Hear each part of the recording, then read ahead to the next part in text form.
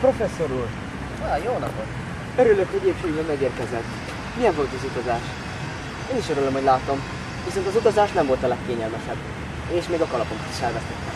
Hát sajnálom, professzor úr. Napjainkban szoktak ilyesmik történni. Akkor térjük a biznisz részre? Térhetnénk. Jöjjünk be valahova. Nos, ugye tudja, hogy miért hívtam ide? Igenis, gondolom olvasott a tanulmányaiban. Olvastam. Különösebképpen a hexulorsavról való kísérlettel keltette fel a figyelmemet.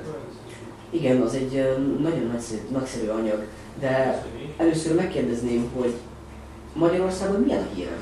Magyarországra is elérkezett a híre, uram, és elég nagy vita témája lett a Tudományos Akadémiában.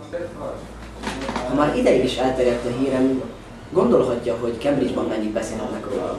Professzor úr, miért foglalkozott az utóbbi időben Cambridge-ben, hogy ennyi ideig el volt utazva? Cambridge-ben nagyon sokat dolgoztam, ugyanis szerintem nem lenne eredménytelenül, mivel megszereztem a kémiai doktorátusomat. De önnek, miniszter úr, mik a tervei? Tudja, professzor úr, célom az, hogy a társadalom minden rétegének lehetővé tegyem az iskoláztatást. Magyarországon szüksége van kiváló egyetemekre és olyan egyéniségekre, akik képesek magas szinten oktatni az ifjakat. Remek ötlet, uram! De én milyen szerepet tölteni szeretnek? Professzor úr, ön tartom az egyik legkiválóbb magyar tudósnak. Éppen ezért szeretném, hogy tanulmányait itthon folytassa. Miniszter úr, nagyszerű ajánlatnak tekintem ezt, habár nehéz lenne a Cambridge életedet hagynom. Viszont szívesen megazdagítanám a hazát a tudományos intézménysorral.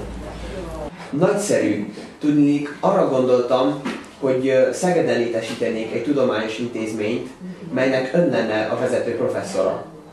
Miniszter úr, ezt az ajánlatot nem tudom visszautasítani.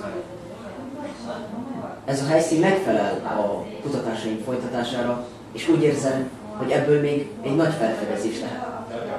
Rendkívüli. Örülök, hogy megállapodtunk. Isten hozta hazát.